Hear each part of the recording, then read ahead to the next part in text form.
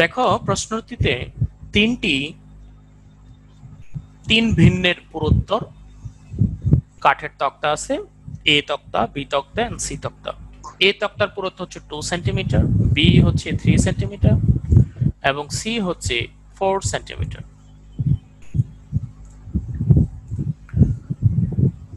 10 গ্রাম ভর বিশিষ্ট একটি বুলেট 300 মিটার পার সেকেন্ড বেগে এবিসি তক্তা ত্রয়ের মানে তক্তা তিনটা পুরুত্বের সমষ্টির 1/3 প্রবেশ করে বেগ অর্ধেক হয়ে গেল।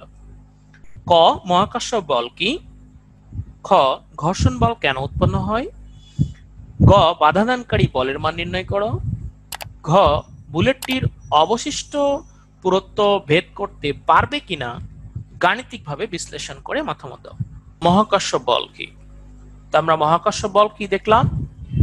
মহাবিশ্বের যে কোনো দুটি বস্তুর মধ্যকার আকর্ষণ বলকে আমরা মহাকর্ষ বল বলব। ঘর্ষণ বলটা উৎপন্ন হচ্ছে কোন কারণে? দেখো, আপাত দৃষ্টিতে কোনো বস্তুর তলকে মসৃণ মনে হলেও প্রকৃতপক্ষে এর উপরে কিছু উঁচু নিচু খাঁজ আছে।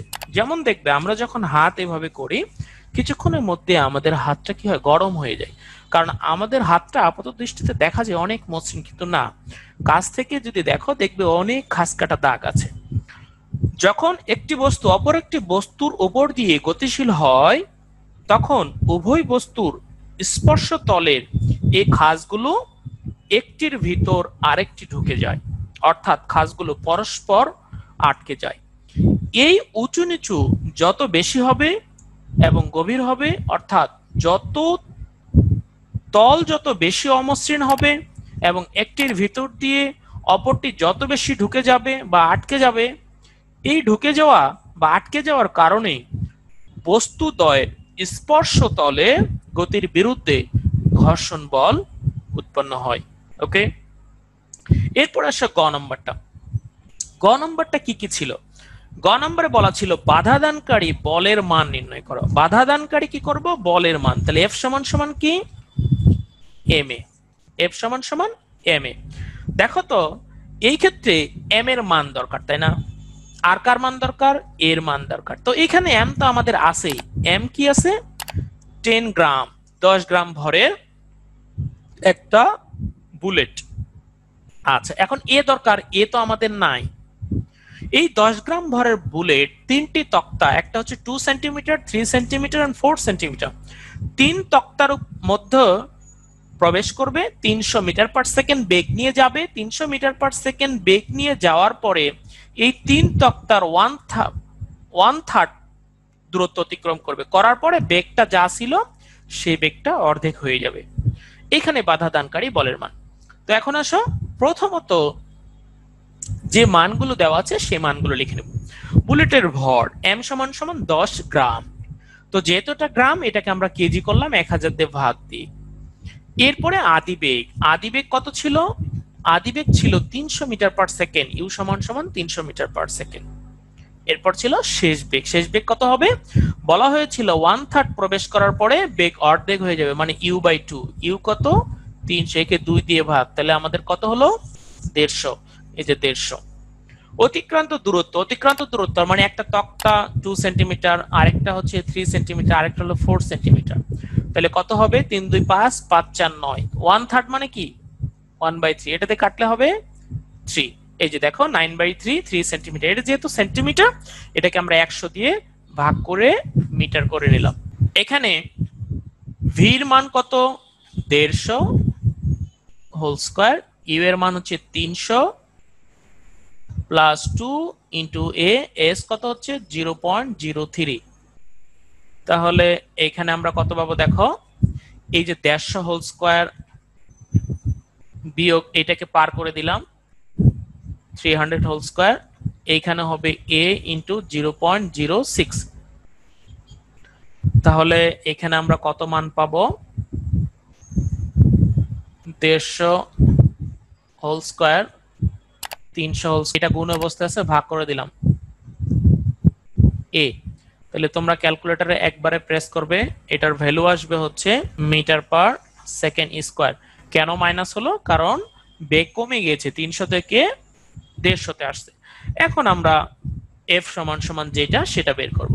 তাহলে লিখবো বল এফ সমান সমান এম এ। এম এর মান কত ছিল? যেহেতু 10 গ্রাম ছিল, এটাকে আমরা কেজিতে আনছি। 0.01 ইন্টু এর ভ্যালু কত? -11.25 তাহলে এটাকে যদি আমরা গুণ করে দেই তাহলে 11,250 নিউটন। ওকে, এখানে দেখো ঋণাত্মক চিহ্ন দ্বারা কি বুঝাইছে? বাধা দানকারী বল। তাহলে অতএব লিখবো আমরা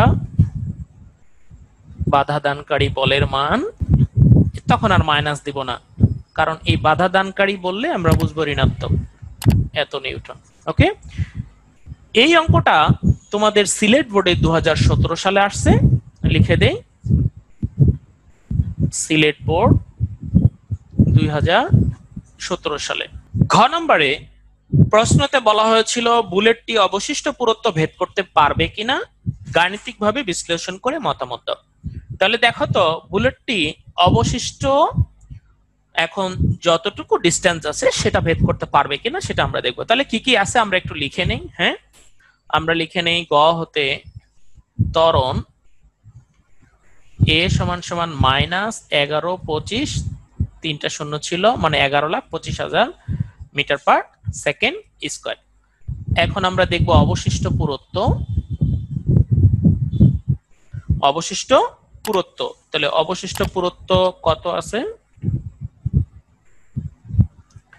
এস টোটাল ছিল 2 + 3 + 4, এখান থেকে সে 3 সেন্টিমিটার প্রবেশ করেছে, তাহলে 9 থেকে 3 বাদ দিলে থাকবে কত? 6 সেন্টিমিটার। আমরা এখন দেখব যে এই 6 সেন্টিমিটার প্রবেশ করতে পারবে কি পারবে না। তাহলে 6 সেন্টিমিটার মানে কত? 0.06 মিটার। আচ্ছা ঠিক আছে, তাহলে অবশিষ্ট পুরুত্বের ক্ষেত্রে আদি বেগ কত হবে? যখন এই 6 সেন্টিমিটার বা 0.06 মিটার প্রবেশ করবে, অতিক্রম করতে যাবে, তখন তার আদি বেগ কত হবে? মনে আছে আমাদের শেষ বেগ কত ছিল? 300-র অর্ধেক, তার মানে 150। এই 150টাই হবে আদি বেগ। তাহলে আমরা লিখব আদি বেগ E1, এটাকে বললাম 150 মিটার পার সেকেন্ড। আচ্ছা, এখন শেষ বেগ কত হবে? যেহেতু তক্তা ভেদ করে চলে যাবে, থেমে যাবে, তাহলে V1 0 মিটার পার সেকেন্ড। এখন আসো অতিক্রান্ত দূরত্ব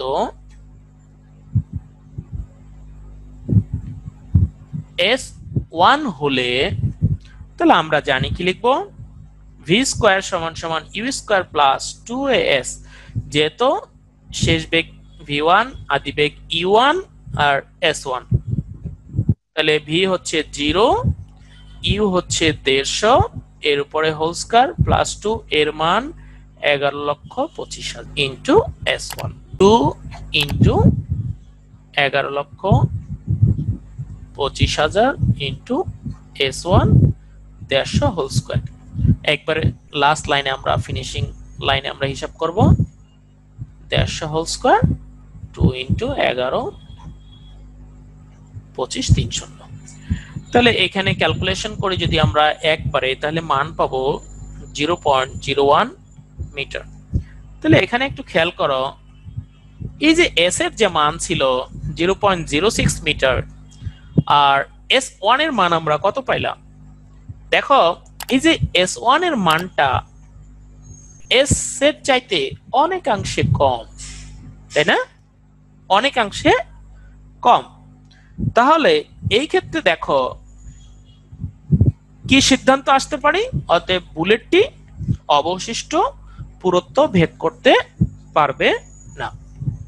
অতএব বুলেটটি অবশিষ্ট পুরুত্ব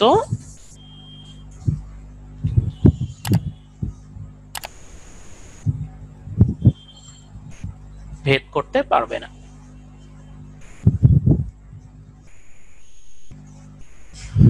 ওকে।